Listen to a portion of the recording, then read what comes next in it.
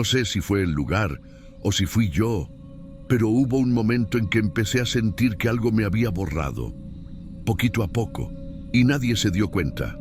Todo empezó con una foto, pero para llegar a esa foto, tengo que decir primero cómo fue que llegué a esa casa. No tenía a dónde más ir, así de simple. Me había salido de una situación fea, llevaba 2 semanas durmiendo en la casa de una amiga que apenas conocía, y ya se notaba que no me quería ahí.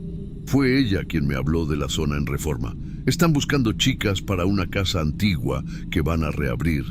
No está tan mal, pagan puntual. Me lo dijo como quien ofrece un vaso de agua con tierra.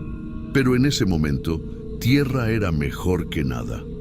La casa estaba en la calle Morelos, entre 2 edificios derrumbados, fachada colonial, puertas altísimas, faroles viejos. Una de esas casas que huelen a madera podrida aunque estén recién trapeadas. Había un letrero de cerrado por remodelación en la entrada, pero adentro ya funcionaba.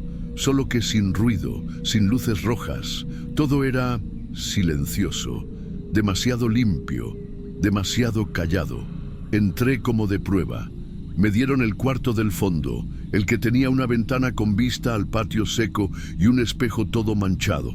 Las otras chicas eran poquitas, 3 para ser exacta, y todas ya sabían que algo no iba bien con esa casa, pero nadie decía nada. Solo lo notabas en cómo bajaban la voz después de las 10, o cómo dejaban los espejos cubiertos al dormir. El primer día no pasó nada raro, ni el segundo, ni el tercero.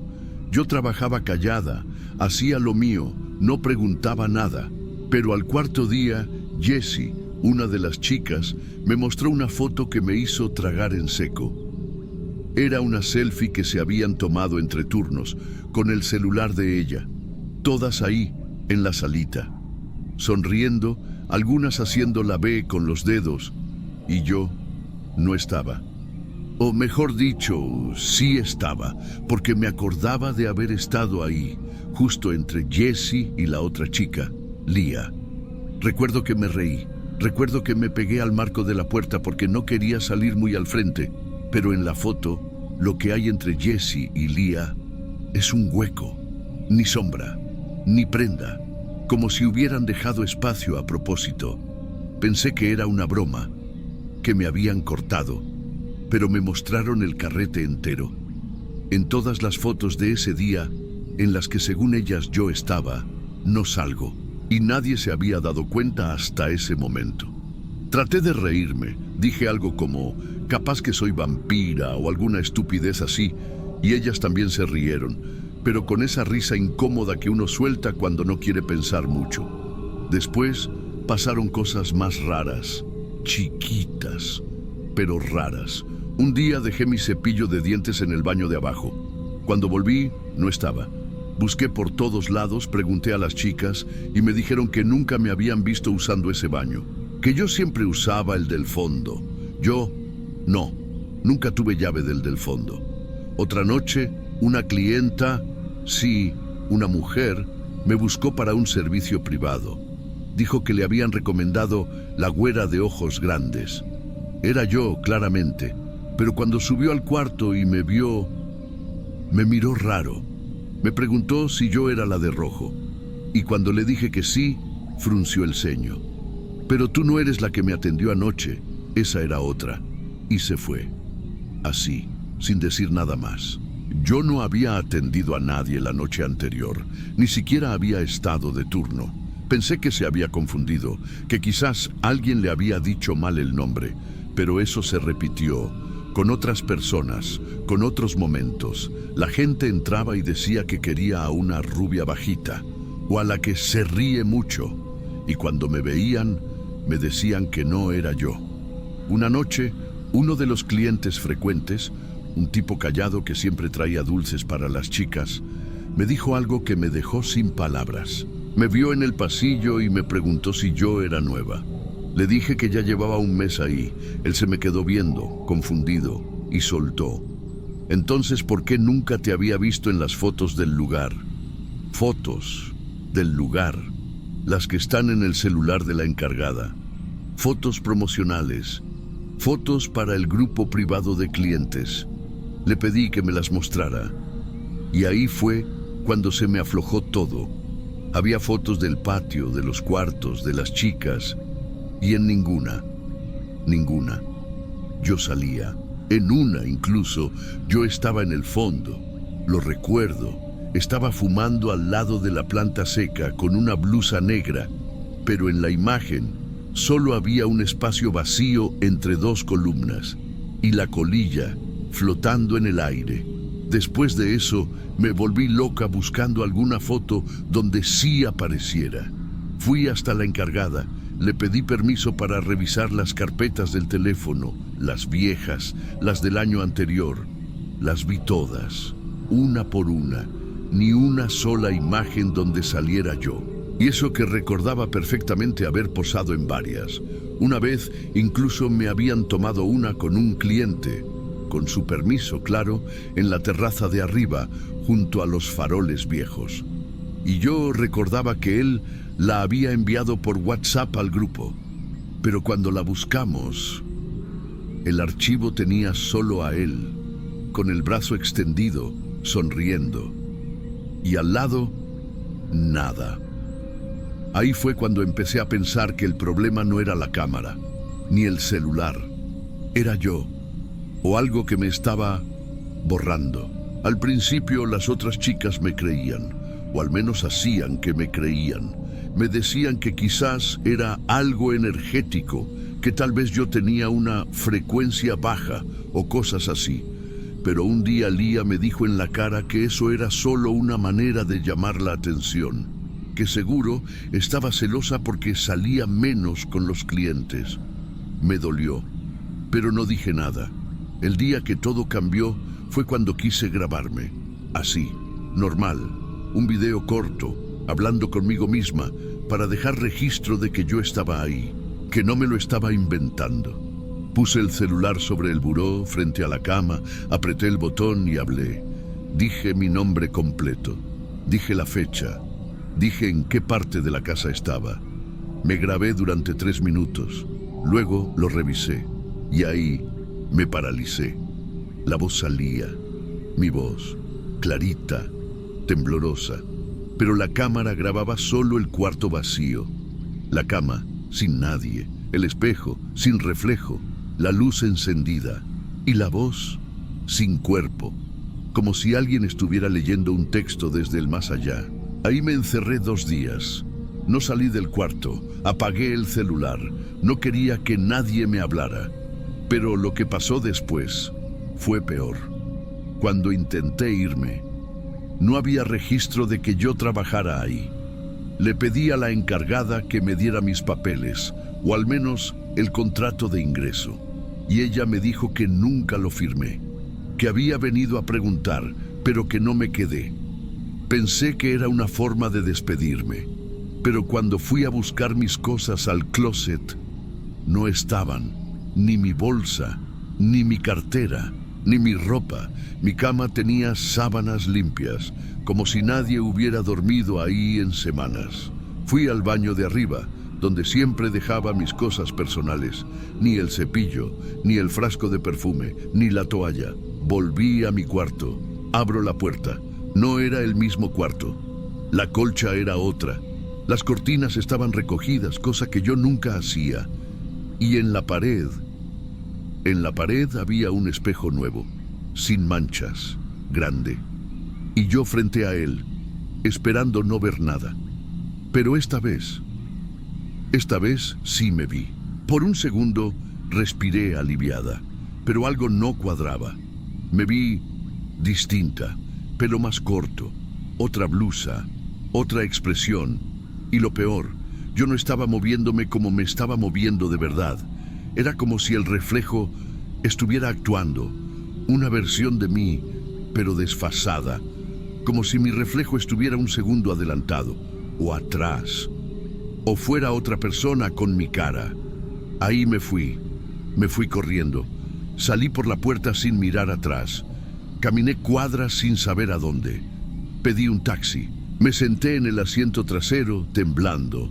Le pedí al conductor que me llevara a la colonia San Marcos, donde vivía una tía que no veía desde niña. Él me miró por el retrovisor y dijo: ¿Estás bien?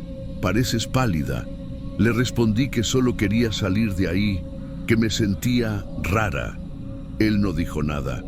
Manejamos en silencio, pero antes de llegar se volteó de nuevo y me preguntó: ¿sabes qué es lo más raro? Que cuando subiste, yo juraba que el coche estaba vacío. Llegué a casa de mi tía, pero no me abrió. Esperé, toqué, esperé más, hasta que salió una vecina y me dijo que ella se había mudado hacía semanas, que la casa estaba vacía, que nadie vivía ahí. Le pregunté si sabía dónde estaba mi tía. La señora me miró de arriba abajo y dijo: ¿y tú quién eres? Le respondí mi nombre y su cara se endureció. Esa muchacha falleció hace años, mija. ¿No estarás jugando? Me fui. No dije nada más. Me quedé sin saber qué hacer. Dormí esa noche en un cuarto barato, cerca del centro. Apagué el celular. No quise ver redes, ni cámara, ni nada, pero cuando me vi en el espejo del baño, ahí entendí que no tenía control de nada. No porque no me viera, sino porque me vi diferente. Una cicatriz que no tenía, un lunar nuevo, ojos un poco más claros. Era yo, pero no exactamente. Como si me hubieran reconstruido con piezas parecidas. Y cuando intenté desbloquear mi celular, con la misma contraseña de siempre, no funcionó, ni con mi huella. Al día siguiente volví a la casa, solo para asegurarme de que no me estaba volviendo loca. Pero en la entrada, el letrero había cambiado. Otro nombre, otro número, otra pintura, como si ese lugar nunca hubiera sido lo que yo recordaba. Toqué el timbre. Salió una señora con uniforme de limpieza. ¿Buscabas a alguien? Sí. Yo trabajaba aquí. Frunció el ceño. Aquí nunca ha habido nada de eso. Esto es una bodega desde hace años. Temblé. Negué con la cabeza. Le mostré una foto de la fachada vieja. La miró y dijo: esa foto es vieja. Esa casa fue demolida hace 5 años. Me senté en la banqueta, sin saber qué hacer. Lloré. Pero nadie se detuvo. Ya no sé cuánto tiempo ha pasado desde entonces. Solo sé que nadie me ve. Nadie me llama por mi nombre. No dejo sombra en el suelo. Las puertas automáticas no se abren cuando paso. A veces escucho mi propia voz, pero lejana, como atrapada en otra grabación. Y cuando alguien toma una foto en la calle, me acerco, solo para probar. Y nunca salgo, ni reflejo en vidrios, ni imagen en la pantalla. Solo ese silencio y este vacío, que cada día se parece más a mí. A veces me siento en la plaza principal, donde hay gente. Escucho voces, miro a las personas pasar y noto que nadie me ve. Literal, una vez me senté al lado de una pareja en una banca. La mujer dejó su bolso tocando mi pierna. Cuando se pararon, ni lo miraron. Dejaron el bolso. Y cuando él volvió por él, lo tomó, como si hubiera estado en el suelo, donde yo estaba sentada. Fui a una cabina de fotos automáticas, de esas que imprimen en el acto. Me metí, pagué, sonreí a propósito. Esperé que salieran las tiras. Las 4 fotos vacías. Silla sola. Fondo gris. Ni una silueta. Ni un error de luz. Nada. Como si el tiempo no me estuviese registrando más.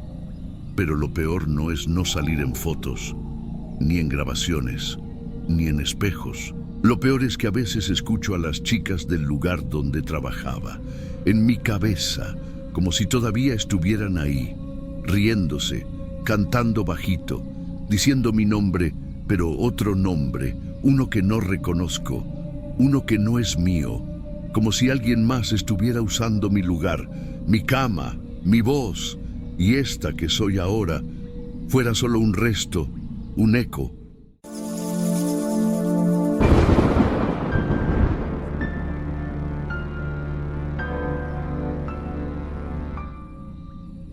Hay algo que me dijeron una vez y que nunca tomé en serio hasta ahora.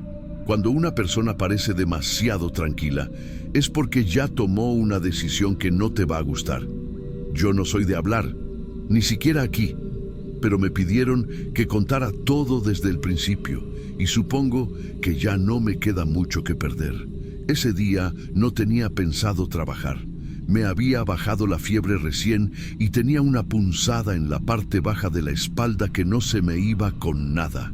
Pero a las 8 y algo me entró un mensaje directo de un número nuevo. Nombre de hombre, sin foto. Preguntó si yo seguía trabajando por fuera. Dije que no. Preguntó si conocía a alguien de confianza. Le dije que no. Y ahí me mandó una nota de voz. Me dijo que no buscaba nada raro, que era una situación complicada, que necesitaba compañía, nada más, que me pagaba doble, que iba a pasar a buscarme en su camioneta para llevarme a un lugar tranquilo. Yo no respondí de inmediato. Fue después, como a las 10, cuando vi otro mensaje. Me dijeron que tú eres discreta. Si no podés, entendible. Igual, gracias. Eso fue lo que me hizo responder. Ese gracias, frío, cortés, como si supiera que lo iba a terminar aceptando. No suelo hacer salidas así, con desconocidos y menos fuera del centro. Pero algo en la forma en que me escribió me pareció distinto, sin apuro, sin vulgaridad, sin urgencia. Lo esperé cerca de la estación, en la sombra de una ferretería cerrada. Era una noche seca, con olor a tierra caliente y cables quemados. A las 23:12, una camioneta blanca, de esas viejas con faros cuadrados, dobló la esquina. Se detuvo a unos metros. No tenía placas visibles. El vidrio bajó. Era él, pelo liso, oscuro, peinado para atrás, ropa limpia, mirada mansa. Ni sonrió ni me saludó.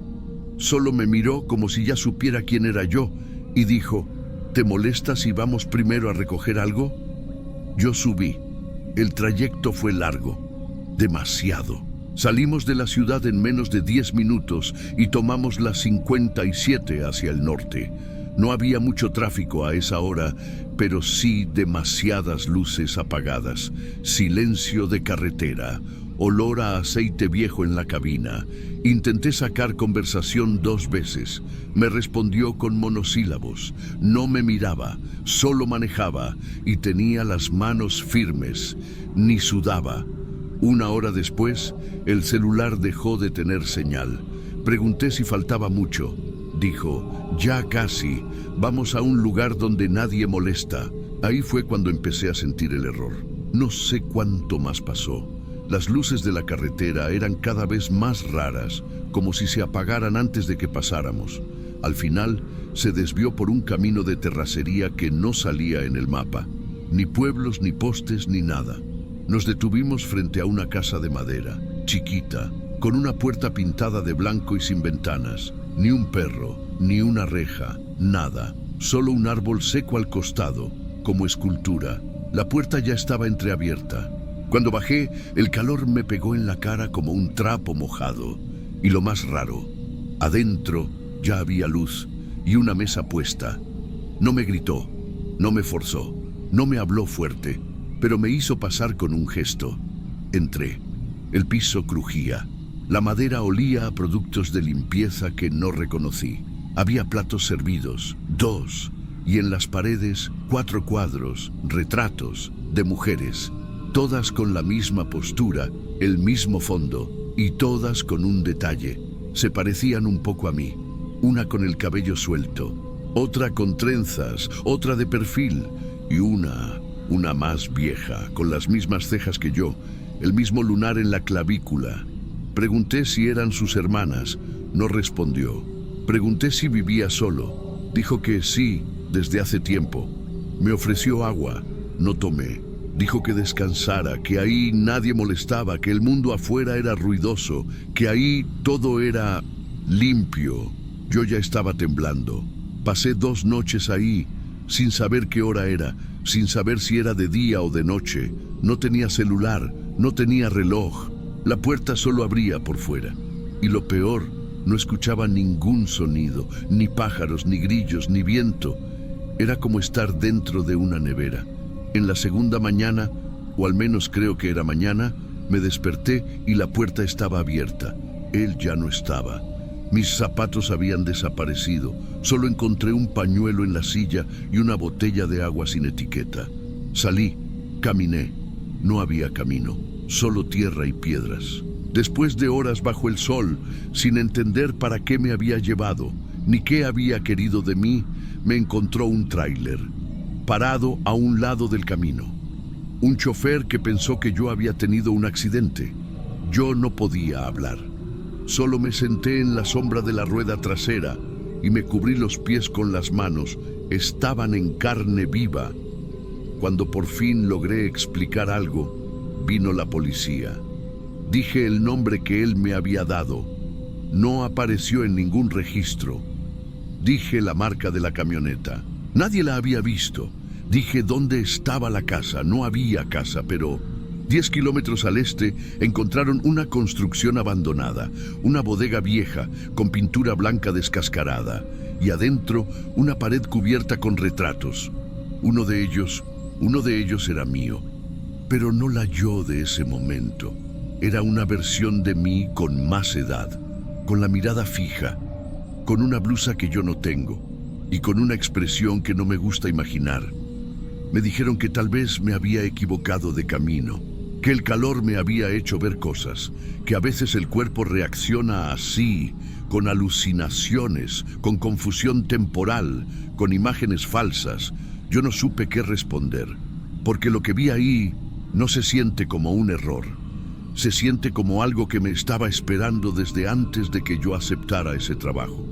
No quise volver al centro. Me quedé en casa de una amiga durante semanas. Apagué las redes, cambié de número, hasta de nombre en los chats. Pero una noche, mientras intentaba dormir, me entró una foto por Bluetooth, sin internet, sin nadie cerca. Era el retrato, el mío, el mismo que habían encontrado colgado en la pared de aquella casa vacía. Pero en esta versión tenía los ojos cerrados.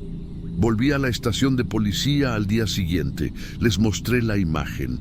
Dijeron que no era posible, que no podía haber llegado sola, sin conexión, sin remitente.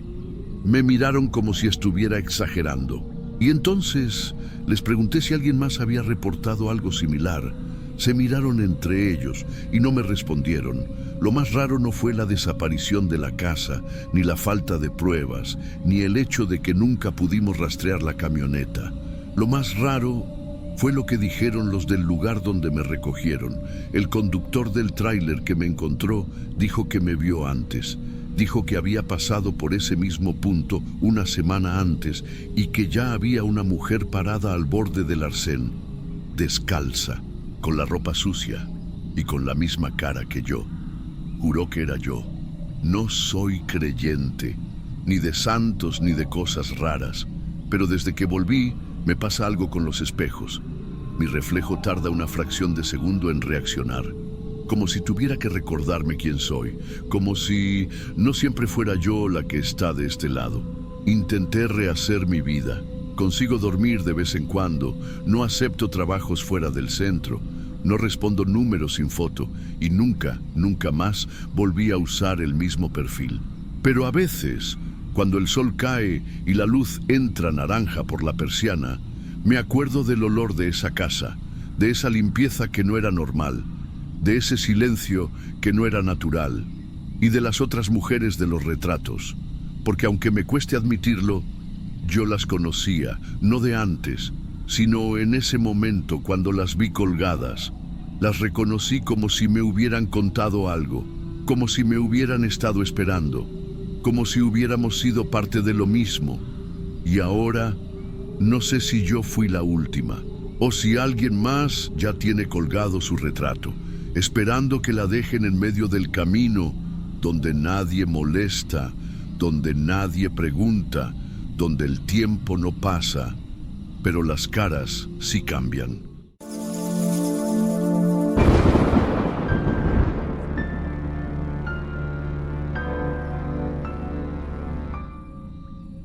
¿Sabes qué me hizo desconfiar? Ni fue su forma de hablar, ni la cara, ni siquiera las reglas que me puso. Fue que nunca parpadeaba por mucho rato, y eso no es algo que uno nota de inmediato. Toma tiempo. Yo tardé 2 noches en darme cuenta. Me llamo Renata, tengo 25 y vivo en Ciudad Juárez. Llevo un tiempo trabajando en moteles, nada de andar en la calle ni en lugares feos. Me muevo por referencias, clientela fija, y cuando tengo suerte, agarro algún trabajo de varios días con gente que quiere compañía discreta. Así fue con él. No sé su nombre real. Se presentó como Mario, pero desde el primer momento me pareció como un nombre que uno se inventa cuando no quiere decir el de verdad. Contactó a una amiga y ella me pasó el dato. Dijo que era buena paga, motel seguro, sin cosas raras. Solo que tenía sus condiciones. No celular, no ventanas, luz prendida para dormir. La primera vez que lo vi fue en el estacionamiento do Motel Norte, uno que está justo al lado de las vías del tren, donde se escucha el paso de las locomotoras toda la madrugada. Parecía normal. Limpio, pelo bien peinado, ropa sin manchas. Me pagó por adelantado los 3 días e incluso me dio para la comida. Dijo que no iba a salir en ningún momento, y así fue. No pidió nada raro, no me tocó, no dijo groserías, pero tampoco sonrió ni una vez, ni una. En la primera noche me costó dormir, no por miedo, sino porque él se quedaba ahí, sentado, con la espalda pegada a la pared, mirando hacia la puerta, como si esperara que alguien viniera. No hablaba, no veía la tele, no miraba el reloj, solo estaba ahí, como una sombra despierta. Yo lo veía por el reflejo en el espejo del closet y sentía que si me movía muy rápido, me iba a mirar directamente. Y no sé por qué, eso me congelaba. Pensé en usar el celular escondida en el baño, pero antes de que se me ocurriera de verdad hacerlo, él dijo desde su esquina: no se puede usar el celular, ni siquiera en el baño. Yo no había hecho ni un movimiento. La segunda noche fue peor, no porque me hiciera algo, sino porque me di cuenta de que no dormía. En absoluto, lo escuchaba respirar, despacito, toda la noche. Cada vez que abría los ojos, lo veía igual, sentado, callado, mirando al frente. La tercera vez que me desperté, tenía un impulso feo en el pecho, un susto sin razón.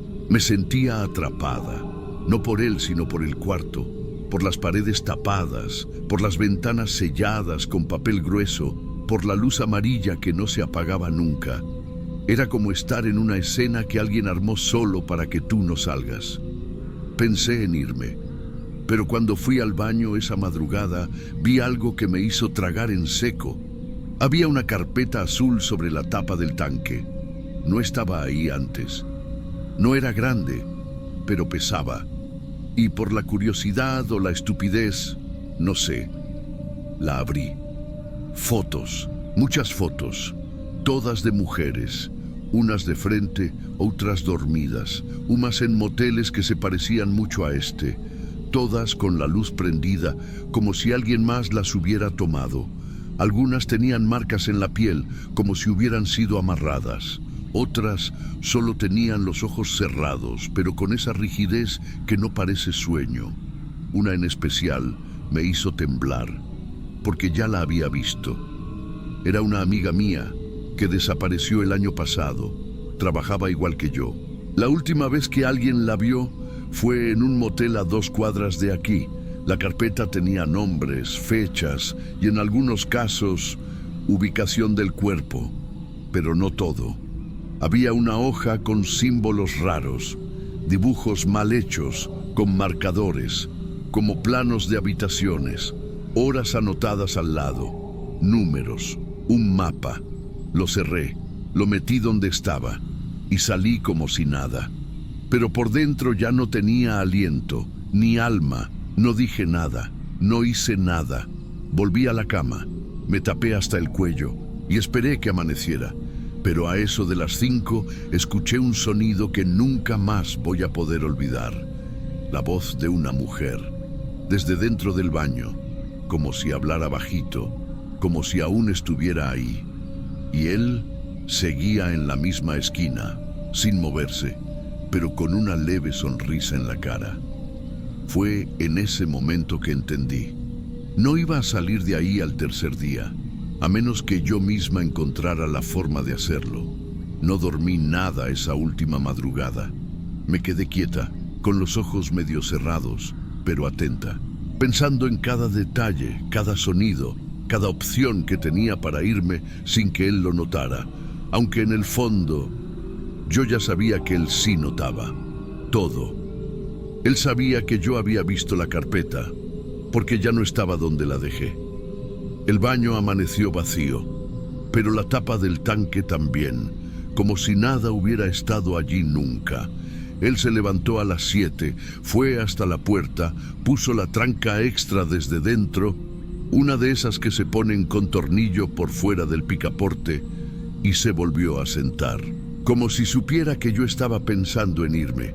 Ese gesto me dio más miedo que cualquier cosa, porque no era un motel cualquiera. Ese cuarto había sido modificado. No tenía salida de emergencia, no tenía número por fuera, no había teléfono. Y él estaba preparado para ficar allí más tiempo. Yo tenía que salir sin hacer ruido. Durante la mañana no intentó hablarme, solo me miraba. Seguía comiendo su pan con queso como si nada, en silencio. En un momento salió al baño. Dejé que cerrara la puerta, conté hasta 5 y metí mi mochila por debajo de la cama. Después me acerqué a la mesita del café donde había dejado una de mis pulseras y al agacharme a buscarla noté que el enchufe de la lámpara estaba flojo. Y ahí tuve mi idea. En la tarde le dije que iba a darme una ducha. Cerré la puerta y abrí el grifo, pero no me metí. Esperé. A los 10 minutos abrí la puerta muy despacio y ahí estaba él, sentado, mirando hacia la pared, como siempre. Pero la luz del techo empezó a parpadear, rápido. Eso lo hizo mirar hacia arriba. En ese segundo salí del baño descalza, con la mochila escondida bajo la toalla, y fui directo hacia la puerta lateral del pasillo de limpieza, a la que Hatin ha visto una funcionaria salir no día anterior. Esa puerta daba para la lavandería. Empujé. Estaba abierta. Pasé, cerré sin ruido y salí por la lavandería, entre cestos de sábanas sucias y cubetas de cloro. Cuando vi la reja del patio trasero, empecé a correr, sin mirar atrás.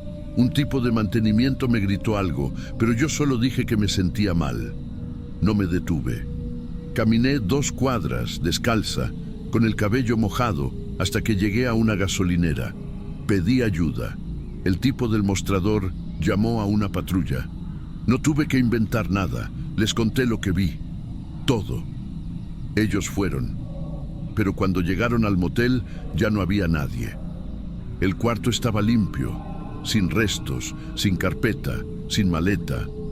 Las sábanas habían sido cambiadas, la ventana destapada, el espejo removido. Pero había algo raro. El administrador del motel dijo que ese cuarto había sido alquilado hacía 3 días, pero que el cliente había pedido no recibir servicio de limpieza, que no lo habían visto salir ni una vez, pero tampoco sabían si estaba o no adentro. Solo que cada mañana alguien dejaba un sobre con basura cerrada al lado de la puerta. Y lo peor, no había cámaras internas, ni en pasillos, ni en recepción. Los policías tomaron mi declaración. Volví días después a firmar papeles, y en uno de los expedientes vi un nombre que reconocí. No era Mario. Era el nombre de un hombre buscado por 3 desapariciones en moteles cerca de la frontera. Todas mujeres jóvenes, todas trabajadoras independientes, y todas vistas por última vez entrando a cuartos como ese. Lo estaban buscando hacía meses. Tenía una identidad falsa y un patrón que nadie había notado hasta entonces. Nunca lo encontraron. El número que usó para contactarme estaba desactivado. El documento, falso, la foto, vieja, Dijeron que probablemente ya estaba en otra ciudad o en otro país. Yo tuve suerte, eso dicen, pero no duermo con la luz apagada desde entonces.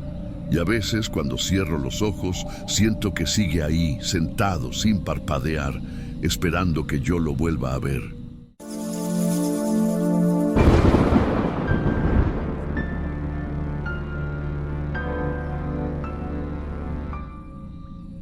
No sé bien cómo empezar esto sin que suene como una historia más de las que nadie quiere escuchar.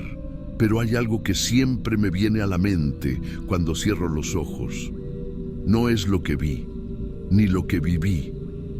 Es el sonido que hacían los zapatos de ella cuando bajó las escaleras. Tacones finos, como de fiesta, como si todavía creyera que iba hacia un lugar bonito. Pero no volvió a subir y nadie preguntó nada. Yo no vengo de una familia complicada. No crecí en la calle, no pasé hambre. Lo mío fue más silencioso. Fui quedándome sola. Y cuando te das cuenta de que nadie está esperando que regreses, cualquier propuesta deja de parecer peligrosa. Me ofrecieron un viaje. 2 días, todo pago. Un cliente privado con una casa en las afueras buscaba compañía femenina para un evento discreto. No era la primera vez que escuchaba algo así, pero esta vez, no sé, tal vez estaba cansada, tal vez tenía hambre, tal vez simplemente quería sentir que alguien me había elegido. Acepté. Nos llevaron en una camioneta sin logos, con los vidrios oscuros. Éramos 6 mujeres, ninguna se conocía, 3 hablaban todo el tiempo. Una se durmió y la otra, se llamaba Erika, se sentó a mi lado. Fue la única que me miró con algo más que curiosidad. Cuando pasamos por un cartel que decía Rancho La Paloma, la camioneta frenó de golpe y se desvió por un camino de tierra. El polvo era tan denso que no se veía nada por el parabrisas. Y ahí, entre árboles secos y cercas viejas, apareció la casa. Grande, blanca, sin muros altos. Nada que te hiciera pensar que ahí dentro pasaba algo malo. Pero en cuanto cruzamos la puerta, escuché uno de los hombres cerrar con doble traba desde fuera. Fue en ese momento que lo entendí. Ninguna de nosotras sabía cómo salir de ahí. Por dentro, la casa olía a una mezcla entre perfume dulce y humedad vieja, como si intentaran cubrir algo que llevaba años impregnado. Nos dieron ropa que no elegimos, maquillaje, tacones. Dijeron que el evento sería al día siguiente, que esa noche era solo para descansar. Lo raro era que no había ventanas visibles, solo cortinas gruesas, pesadas, y una luz débil que venía de lámparas viejas en los rincones. Erika me jaló del brazo, ya con los ojos sospechosos, y me preguntó en voz baja, ¿tú también pensaste que esto iba a ser diferente? Solo pude asentir con la cabeza. La primera noche pasó como si fuera un sueño confuso. Se oían pasos en el piso de arriba, risas apagadas, puertas abriéndose, puertas cerrándose, y una de nosotras no apareció a la mañana siguiente. Nadie dijo su nombre, nadie preguntó. Las otras parecían anestesiadas. A la mañana siguiente intenté usar el baño del fondo del pasillo. La perilla giraba, pero no abría, como si estuviera cerrado con llave por fuera.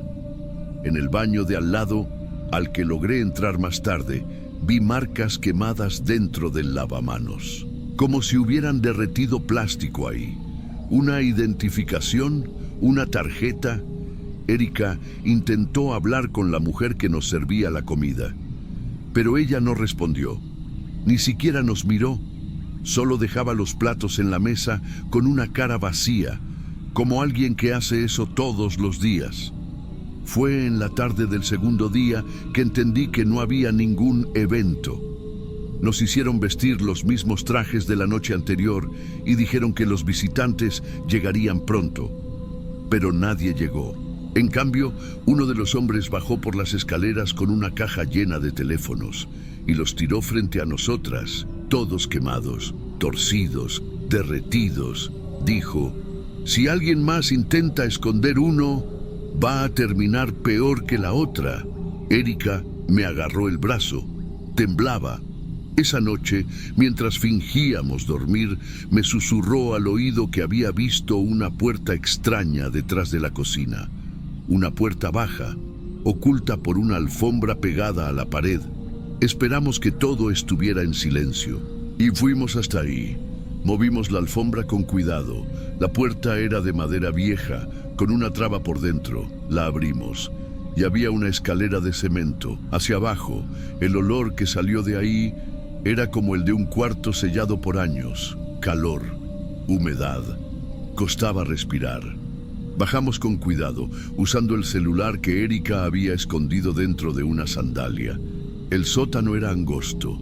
Las paredes tenían manchas oscuras. En el suelo, objetos quemados, fotos, espejos, un zapato de niña. Y en las paredes, marcas de cadenas y nombres. Nombres escritos con uñas o con algo filoso. Aquí han estado muchas, susurró, y lo supe. Aquello no era una casa de fiestas, era un sitio de retención y quizás una tumba sin tierra. No bajamos mucho, tal vez 8 o 10 escalones, pero bastó. Había algo en el aire de ese lugar que te hacía querer subir corriendo. No por miedo, sino porque parecía que tus pulmones no reconocían ese tipo de olor. Años después, todavía siento que se me queda en la garganta. Erika encontró una bolsa quemada con algo metálico dentro. Parecía una llave o un clip de identificación, de esos que se enganchan en el cinturón. Yo encontré un espejo de cartera, roto por la mitad, con un nombre rayado en la parte trasera. Mónica. Eso decía. Solo Mónica. Subimos sin hablar y cerramos la puerta otra vez. Dejamos la alfombra en su sitio. Parecía absurdo pensar que nadie más la había visto antes, pero tal vez esa era la regla, mirar para otro lado. Esa noche no dormí. Escuché la voz de un hombre hablando por teléfono en la planta baja. No entendí todo, pero sí una frase. El lunes sale otro grupo. Ya tengo a las nuevas. Y ahí me di cuenta. Éramos reemplazables. No importaba si sabíamos o no sabíamos lo que era ese lugar. Lo que importaba era que ya estábamos dentro. Y si no salíamos por nuestra cuenta, nadie vendría a buscarnos. Nadie. Al día siguiente, antes del desayuno, Erika y yo tomamos una decisión. Una sola. O una escapaba y hablaba, o ninguna saldría nunca. Pero no había ventanas, no había señal, no había puertas sin traba por fuera. Entonces hicimos lo único que se nos ocurrió. Esperamos a que uno de los hombres se recostara en el sofá, como hacía todos los días después de almorzar. Mientras roncaba, Erika se acercó despacio y le metió su celular escondido en el bolsillo trasero del pantalón. Pero no lo hizo solo por hacerlo. Antes, había escrito un mensaje rápido en la pantalla de bloqueo. Ayuda. 6 mujeres retenidas. Rancho La Paloma. Y cambió el fondo de pantalla para que lo viera cualquiera que revisara el teléfono. No sabíamos si iba a funcionar, pero era lo único que teníamos. Esa noche no nos cambiaron de ropa. Nos dejaron en los cuartos con la luz apagada y un silencio raro, como si algo se hubiera interrumpido, como si ellos supieran que algo no cuadraba. No escuchamos pasos arriba, ni risas, ni las puertas, solo silencio. Hasta las 4:30 de la mañana. Primero fueron los gritos, luego el ruido metálico, la puerta principal cayendo, y luego las luces. Luces por todos lados, hombres armados, con insignias que no alcancé a ver bien, mujeres con chalecos que decían asistencia. Yo estaba en cuclillas detrás de la cama. Erika me jaló del brazo. Nos sacaron rápido, no con violencia, pero sí con prisa, como si el tiempo fuera un riesgo. Algunas de las otras no reaccionaban. Una lloraba y decía que no podía ver. Otra preguntaba dónde estaba su hermana, pero ninguna hablaba del sótano. Nadie dijo nada. Yo lo hice. Les mostré la puerta detrás de la cocina. Les dije que bajaran. Uno de los agentes lo hizo. Otro me miraba mientras tanto, como si no quisiera que yo siguiera hablando. Después vinieron las preguntas, las noches en observación, la revisión médica, las entrevistas y luego el silencio. Porque a muchas no las volvimos a ver, no aparecieron en las noticias, no hubo notas, no hubo nombres, solo una frase vaga en el periódico. Rescate en vivienda rural. Se investigan posibles delitos de retención ilegal. A Erika la vi una sola vez más, en el centro de atención temporal. Me dijo que quería volver a Veracruz, que tenía un hijo allá. Me abrazó y me dijo que si no fuera por mí, no estaríamos vivas. Pero no es cierto. Ella fue la que vio la puerta, la que tuvo el celular, la que escribió el mensaje. Yo solo estaba al lado. Ahora vivo con otro nombre, en otro lugar. Y a veces, cuando escucho pasos en la escalera o veo una camioneta sin placas, me tiembla la piel, me cuesta respirar, me quedo quieta, porque sé que ellos no actuaban solos. Sé que esa casa no era la única. Y sé que hay otras Erikas allá afuera que están ahora mismo esperando que alguien las vea, o que al menos alguien pregunte por ellas en el desayuno.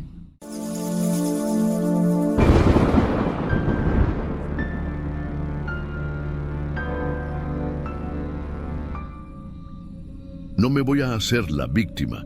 Ese día fui yo quien le pidió el favor, yo. No fue ella quien se ofreció, no insistió, no me manipuló ni nada.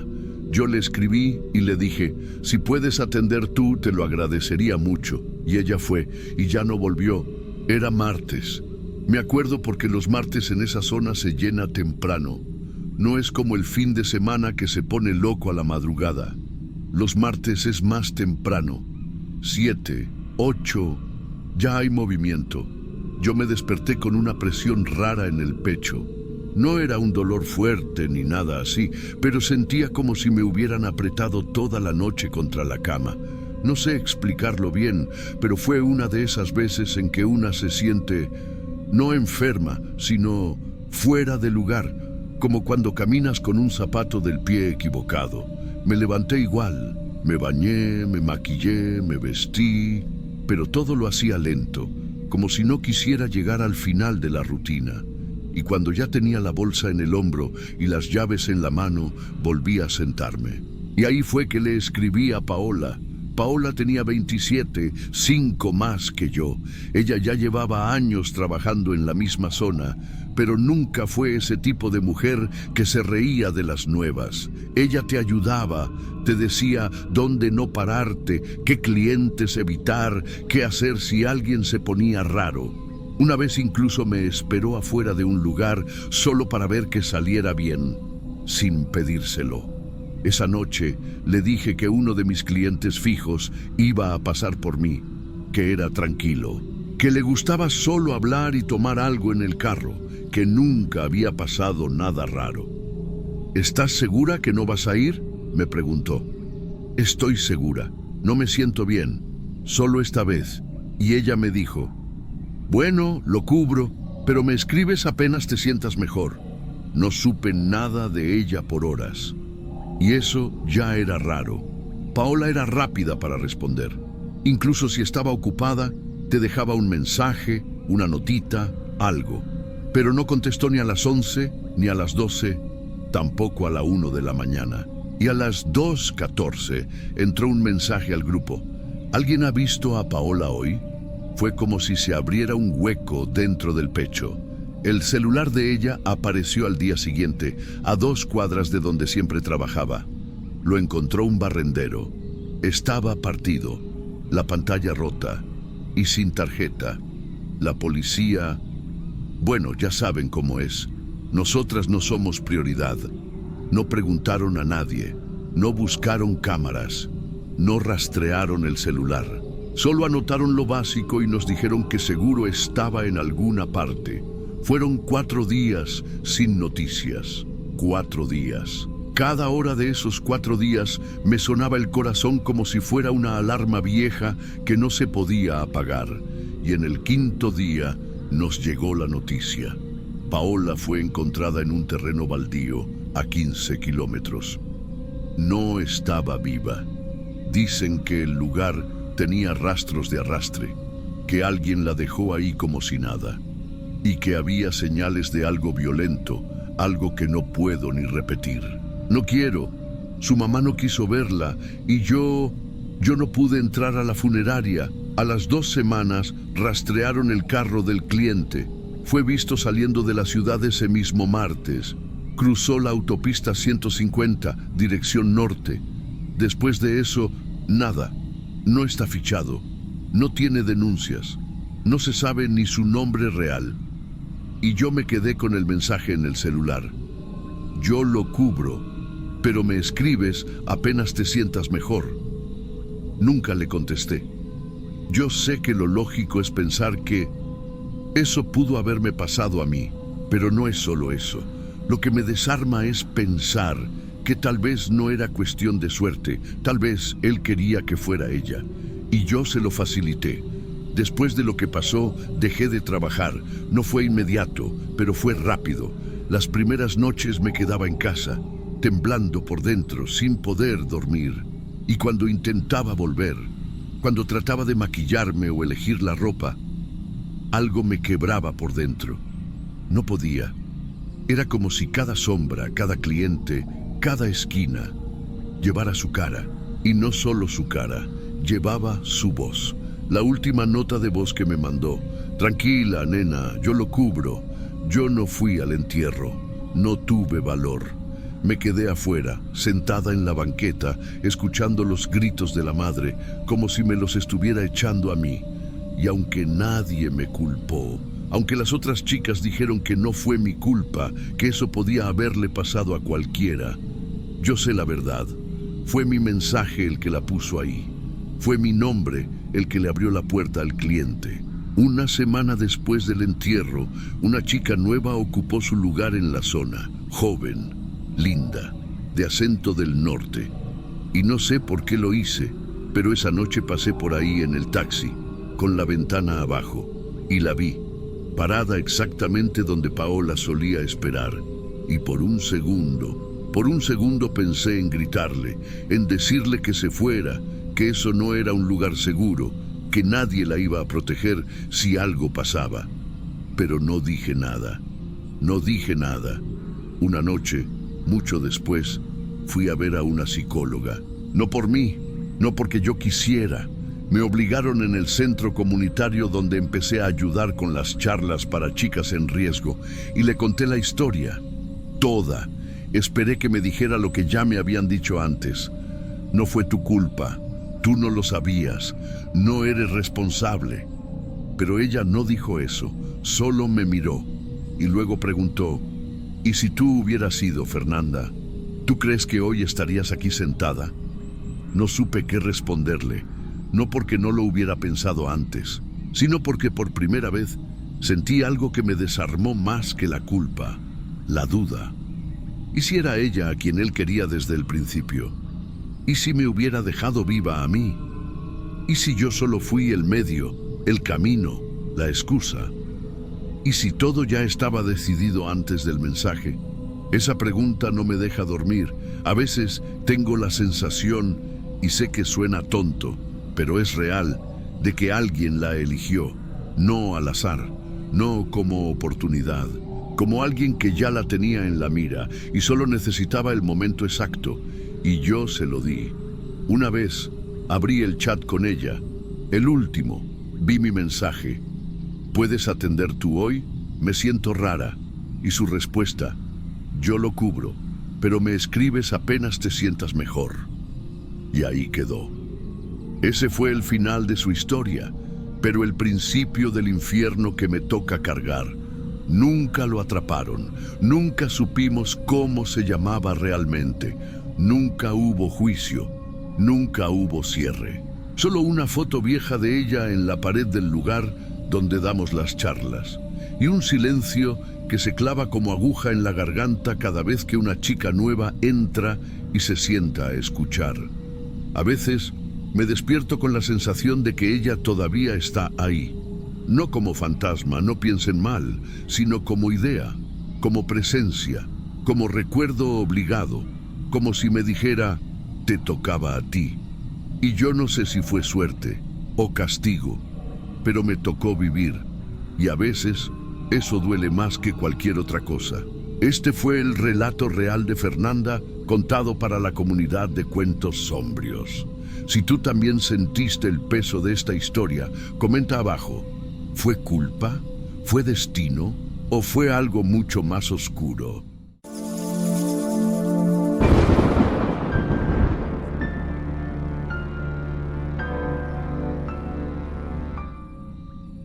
A mí no me preguntaron nada, ni nombre completo, ni referencias, ni con quién vivía, nada. Solo me dijeron, prepárate bien, el lugar es discreto y la paga es alta. Y mira, yo he estado en lugares discretos. He trabajado en departamentos que tenían cámaras dentro de las lámparas, en hoteles donde hay botones que desaparecen si haces la señal equivocada.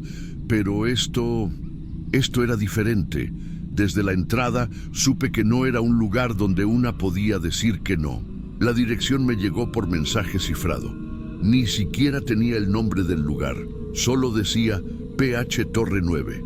La torre, claro, era una de esas que construyen por encima de los cerros en Monterrey, donde no suben taxis ni sube nadie que no esté invitado. Llegué caminando desde una avenida lateral. La entrada del penthouse era distinta. No pasaba por el lobby principal. Había un elevador independiente, custodiado por un tipo con auriculares y chaqueta negra, de esos que parecen estar más armados de lo que deberían. No me miró, solo asintió con la cabeza y me dejó pasar. Al abrirse el ascensor, el aire cambió. Literal. Olía a perfume de diseñador, pero también a algo estéril, como hospital caro, todo blanco. Todo limpio de maíz, pero sin alma. Dentro ya había otras mujeres sentadas en silencio. 8, contando conmigo, todas muy arregladas, demasiado maquilladas, como si intentaran esconder algo bajo la piel. El salón era gigante, con paredes de vidrio que daban a la ciudad entera. Pero nadie miraba hacia afuera. Eso me pareció raro. Nos trajeron bebidas. Nadie bebió. Nos ofrecieron algo más fuerte, pero solo una aceptó. Las demás fingimos que todo era normal, hasta que empezaron a llamarnos, uno por uno. Hombres de traje entraban, nos escaneaban con la mirada y hacían un gesto, y una de nosotras se levantaba y se iba con él sin preguntar. Nadie decía a dónde, nadie decía para qué. Cuando me tocó, el tipo ni me habló. Abrió una puerta, me hizo un gesto con la mano y se fue. Entré sola. Era una suite lujosa, pero vacía de historia. Todo estaba en su lugar. Bandeja con tragos, luces suaves, sillones de piel, una mesa con cosas que no quise mirar bien, y una cámara chiquita en la esquina que fingía ser parte del techo. Me senté, incómoda. Esperé. Pasaron 10 minutos. Nada. Y entonces escuché el grito. Vino desde el otro lado del corredor. No fue un quejido, no fue un sonido exagerado, fue un grito seco, real, como de alguien que de verdad pensaba que no iba a salir viva. Me levanté y salí. Caminé por el pasillo despacio y vi que una de las chicas, la más joven, estaba en el piso, temblando. 2 intentaban despertarla, una lloraba. La chica tenía la boca entreabierta, los ojos en blanco.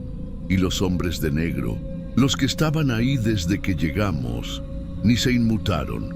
Uno estaba viendo su celular, otro solo observaba la escena como si fuera un ensayo más. Intenté acercarme, ayudar, pero uno me bloqueó con el cuerpo. No me tocó, no necesitó hacerlo. Me bastó con verle la cara para entender que no debía moverme. Minutos después, entraron 2 hombres más, con guantes. Levantaron a la chica, así, como si fuera un objeto. Uno le acomodó el vestido que se le había subido, pero sin cuidado. La llevaron hacia una puerta al fondo del pasillo, se cerró. Y nada, silencio otra vez. Las luces siguieron suaves, el aire acondicionado seguía sonando igual, como si todo fuera parte del protocolo, como si ya hubiera pasado antes. A los 10 minutos trajeron a otra, una rubia distinta, con el mismo vestido, como si nada hubiera pasado. Nadie dijo una palabra, ni siquiera nos miramos entre nosotras. Esa noche entendí que hay lugares donde el lujo no está en lo que te dan, está en lo que no te preguntan y en lo que tú decides callar. La noche terminó como si fuera una reunión cualquiera. Una por una nos fueron llamando. Algunas regresaban con cara neutra, otras ni siquiera volvían al salón y nadie preguntaba nada. A mí me tocó al final. El hombre que me acompañó no tenía cara de cliente, tenía cara de jefe. No sé si me explico. Era de esos que no necesitan decir que tienen poder. Lo llevan en la forma de caminar, en cómo miran a las personas, como si ya supieran lo que van a responder. Me senté donde él indicó. Me ofreció algo de la bandeja, pero me limité a agarrar una servilleta. Él se acomodó en el sillón, cruzó las piernas y me dijo algo que me dejó helada. Me dijo, aquí no se viene a disfrutar, aquí se viene a servir. Y después se quedó en silencio, mirándome. No sé cuánto tiempo pasó, solo sé que en ese instante entendí que lo que había pasado con la chica no era un accidente, era parte del juego. Cuando me dejaron ir, ya eran casi las 5 de la mañana. No había amanecido todavía. Nos bajaron por el mismo ascensor privado, una por una, en intervalos de 5 minutos, para que nadie se cruzara, para que nadie hablara con nadie. Al salir me sentí sucia, pero no físicamente. Era una sensación más profunda, como si me hubieran tocado el alma sin mi permiso. Volví a casa caminando. No podía llamar un taxi, no quería que nadie supiera dónde había estado. Al llegar, me metí en la ducha. Me froté la piel hasta que me ardió. Y aún así, no me sentía limpia. Pasaron 3 días hasta que volví a hablar con alguien. Cuando lo hice, fue con otra chica del medio, una que conocía desde antes. Le conté sin muchos detalles, y ella solo me dijo una frase.